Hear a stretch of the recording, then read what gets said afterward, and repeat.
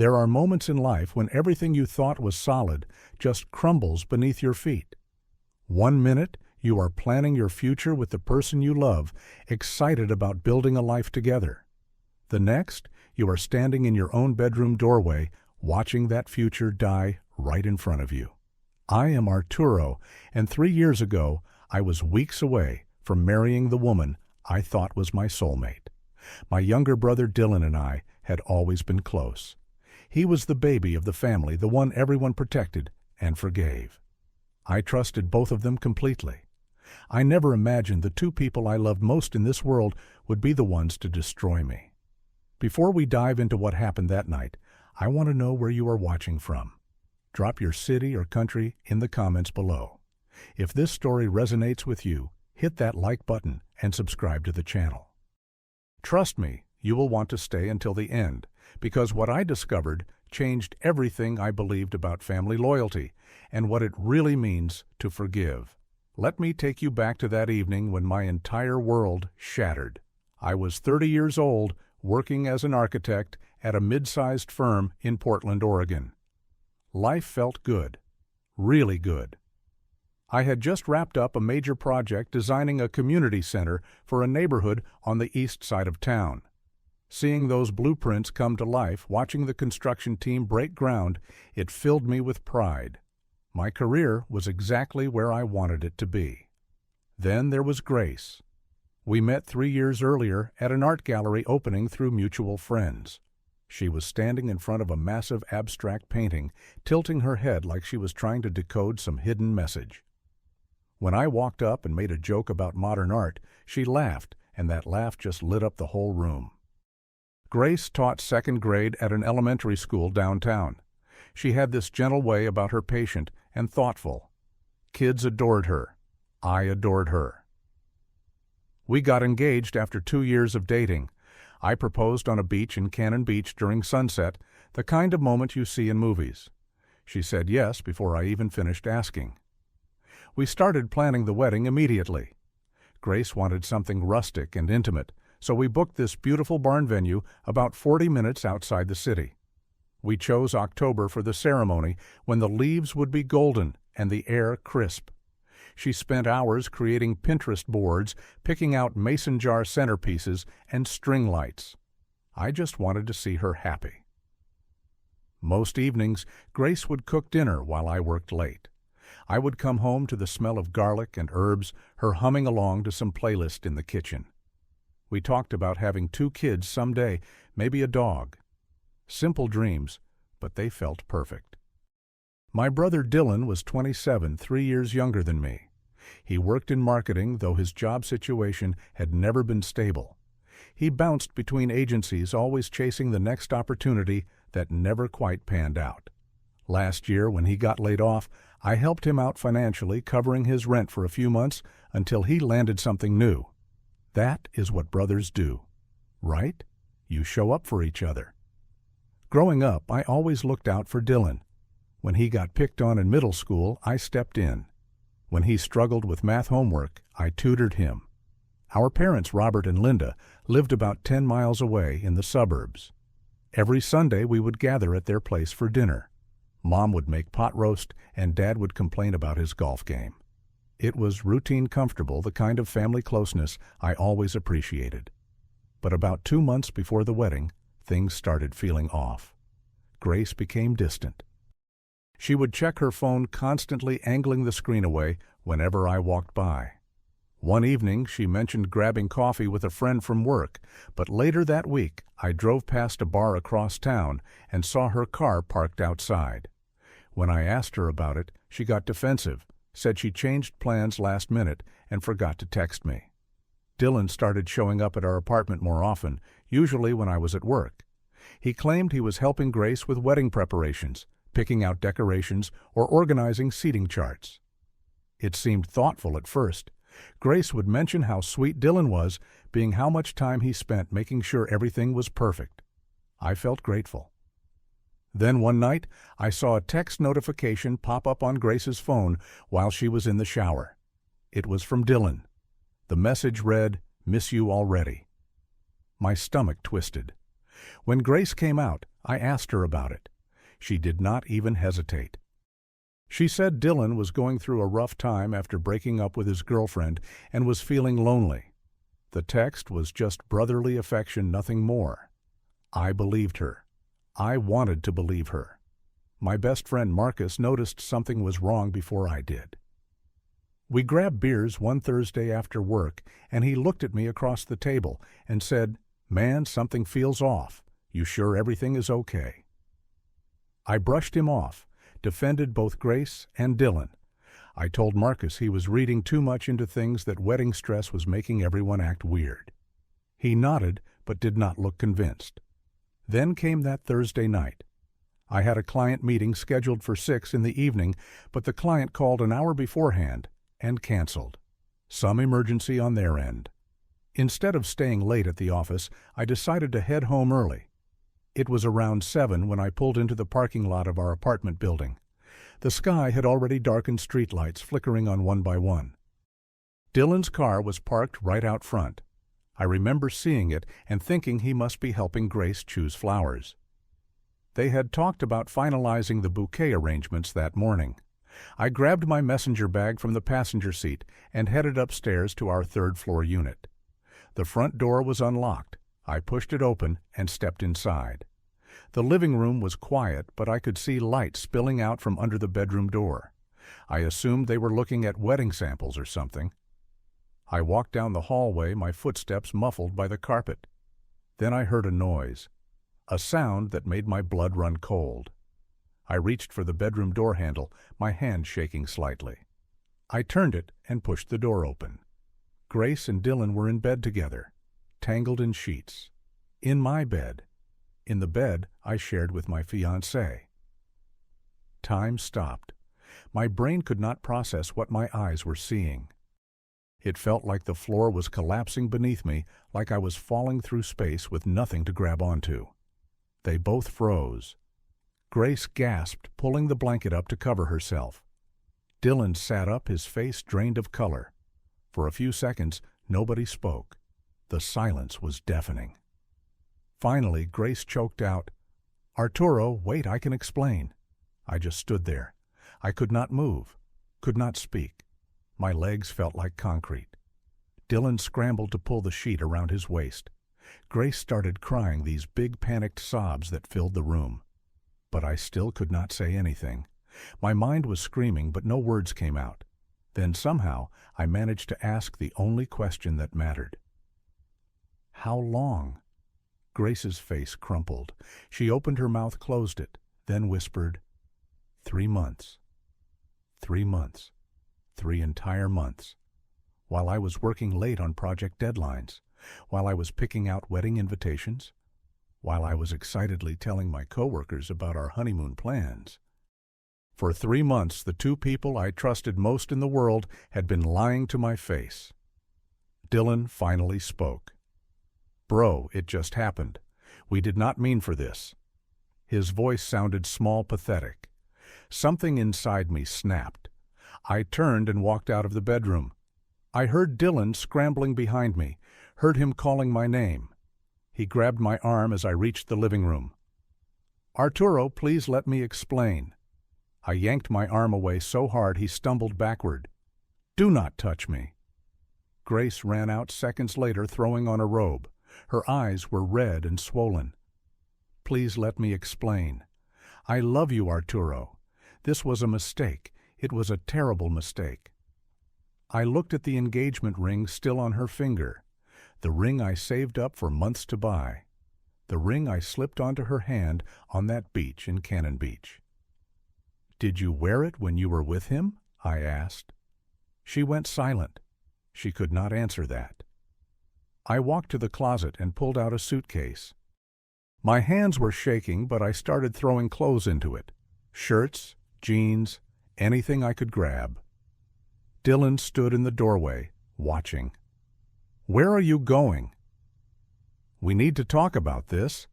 I zipped up the suitcase and turned to face him. "There is nothing to talk about. You two deserve each other." I left that night and crashed at Marcus's place.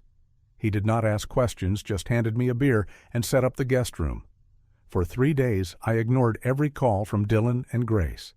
My phone buzzed constantly. Voicemails piled up. I deleted every single one without listening.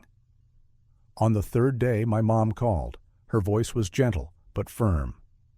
"Dylan told us everything. We need to talk as a family." I drove to my parents' house that evening, dreading every second. When I walked in, everyone was already there. Mom, Dad, Dylan, even Grace. They were sitting around the dining table like this was some kind of intervention. My mom reached across and took my hand. "I know you are hurt, but Dylan and Grace made a mistake. They are sorry." My dad nodded. "Your brother needs you now more than ever." I pulled my hand back. What about what I need? What about what they did to me? That is when my mom dropped the bomb. "Grace is pregnant, Arturo." The words hit me like a freight train. I could not breathe. Everything around me started spinning. I looked at Grace, then at Dylan, then back at my mom. Is it mine or his? The silence that followed was unbearable. Nobody wanted to answer. Then Dylan spoke up from across the table. "It is mine. We found out last week." Grace stood behind him, her hand resting on his shoulder. Her eyes were puffy, her face pale. She looked broken, but I did not care anymore. My mom continued, her voice pleading. "This baby needs a family. We need to come together." My dad leaned forward. "You need to forgive them, son, for the baby's sake." I could not believe what I was hearing. My own parents were asking me to swallow my pain, to bury my anger, to pretend like everything was fine.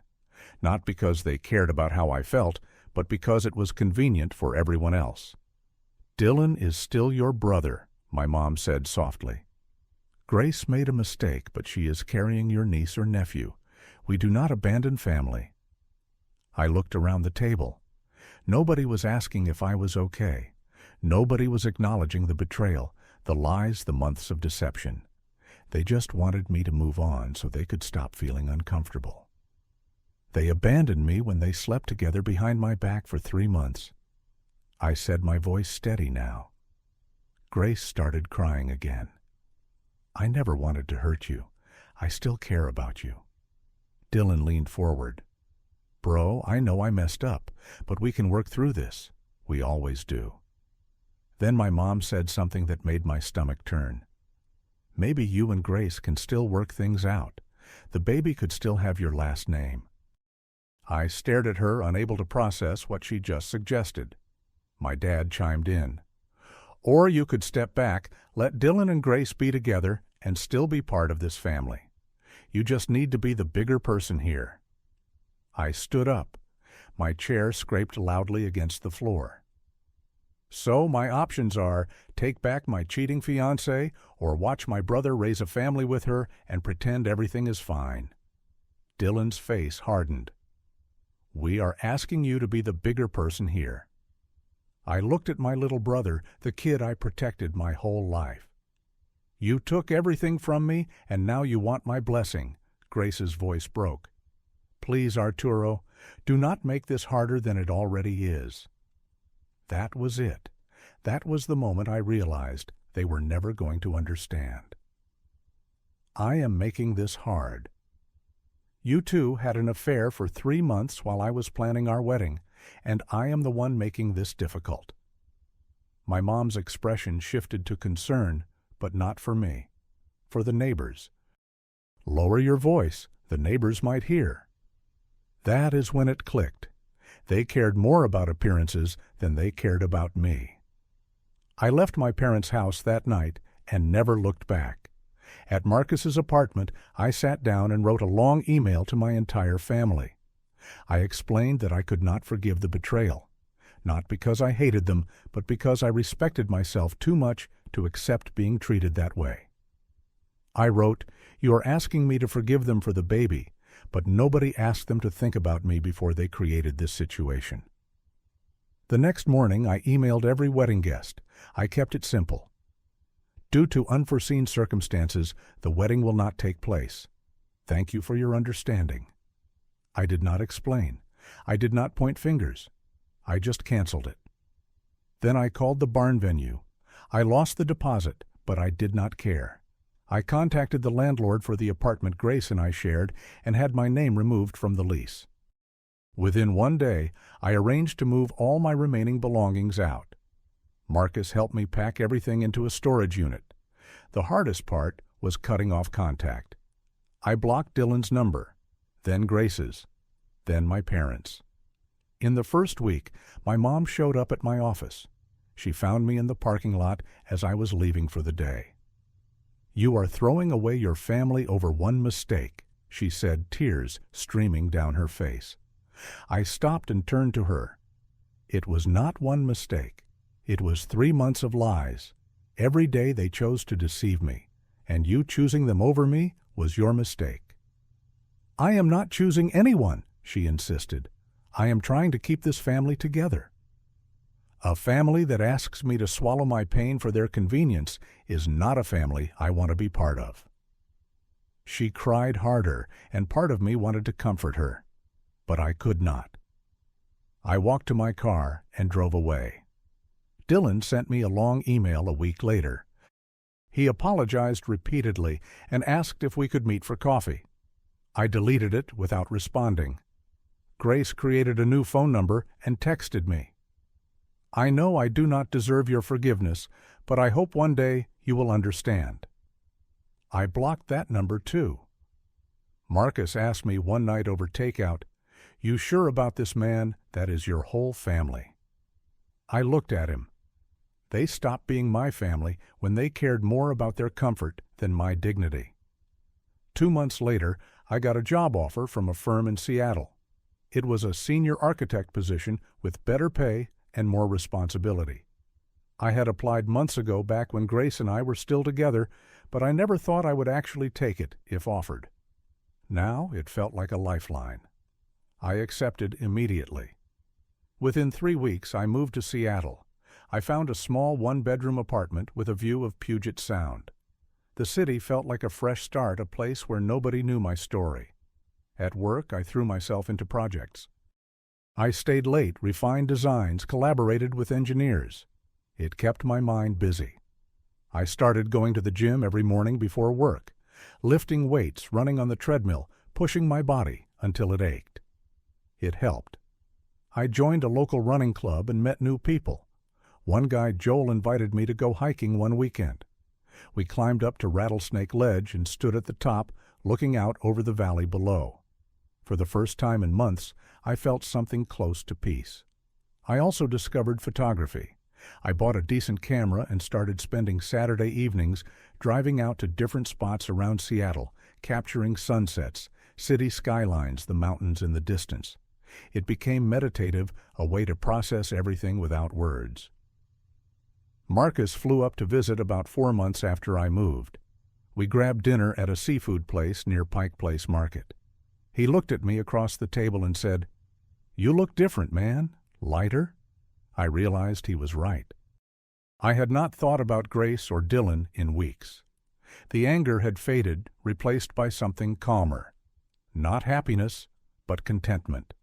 6 months after moving to Seattle, Marcus forwarded me an email from my mom. She had sent him a photo because I blocked her. In the picture, Dylan held a baby while Grace stood beside him smiling. My parents stood behind them beaming. The subject line read, "Your nephew." I stared at that photo for a long time. Part of me felt sad. Sad for what could have been sad for the family I used to have. But I did not regret leaving. I deleted the email and went back to editing photos from my latest shoot. A year after everything fell apart, I found myself looking back at the journey. Those first few weeks were brutal. I would lie awake until 3 or 4 in the morning, replaying every moment, every sign I missed. Some days I wondered if I was too harsh, if maybe I should have tried harder to forgive. But then I would remember that night. I would remember standing in that doorway, watching my life implode. I would remember my family asking me to accept betrayal for their convenience. And I knew I made the right choice. Leaving was not about hatred. It was about self-respect. It was about refusing to let people treat me like my feelings did not matter. I learned to take care of myself in ways I never had before. I cooked my own meals, kept my apartment clean, found joy in small things, like a good book or a quiet morning with coffee. Work in Seattle continued to go well. I got promoted to lead architect on a major downtown development project. It was the kind of opportunity I dreamed about when I first started in this field. My boss pulled me aside one afternoon and told me my designs were some of the best the firm had seen in years. One Saturday, I went to an art gallery opening in Capitol Hill. I was standing in front of a sculpture when a woman walked up beside me. She had dark curly hair and was wearing a leather jacket. We started talking about the exhibit about architecture and art and how they intersect. Her name was Isabel. She was a graphic designer. We exchanged numbers before leaving. I was not ready to jump into anything serious, and I told her that up front. She understood. We started meeting for coffee, then dinner, then longer conversations that stretched late into the evening. It felt different from before. Easier. No pressure, just two people getting to know each other. Marcus called one night and asked, "Any regrets?" I thought about it, really thought about it. "None," I said. Walking away was the hardest thing I have ever done, but also the most necessary. I thought a lot about what family really means. For so long, I believed family was about blood, about sticking together, no matter what. But I learned that real family is about respect, loyalty, and mutual care. When my family asked me to forgive Dylan and Grace for the baby, they were not thinking about me. They were thinking about themselves, about avoiding discomfort, about keeping up appearances. Forgiveness is not about accepting disrespect. It is not about making other people feel better while you suffer in silence. Sometimes loving yourself means setting boundaries even with the people closest to you. And sometimes the healthiest thing you can do is walk away. I do not hate Dylan or Grace. I do not hate my parents. But I also do not regret leaving. I chose my own peace over their convenience, and that choice saved me. I still think about them occasionally. I wonder if they ever understood why I left. I wonder if my mom realizes that asking me to stay would have destroyed me. But those thoughts come less frequently now. Most days I focus on the life I am building, the projects I am designing, the friends I am making, the city I am learning to love. I am not the same person I was a year ago. I am stronger, more confident, more aware of my own worth. There is a strange kind of freedom in walking away from people who do not value you. It is terrifying at first. You feel untethered, like you are floating in open space with nothing to hold on to. But then you realize that is exactly what you needed. Space, distance, room to breathe and grow and figure out who you are without the weight of other people's expectations. So, here is what I learned. Some people will tell you that forgiveness is a gift you give yourself. And maybe that is true. But sometimes the greatest gift is knowing when to walk away. Because freedom is not about holding on to people who hurt you. It is about choosing yourself when no one else will. And that choice, that single decision, to value my own dignity over everyone else's comfort, that is what saved my life. Now I want to hear from you. Have you ever had to walk away from family because they did not respect your pain? How did you handle it? Drop your thoughts in the comments below. If this story hit home for you, smash that like button, subscribe to the channel, and share this with someone who might need to hear it. Thank you for listening to my story. I hope it reminds you that you deserve respect, even from the people who are supposed to love you most. Take care of yourself out there, and remember sometimes the bravest thing you can do is choose you.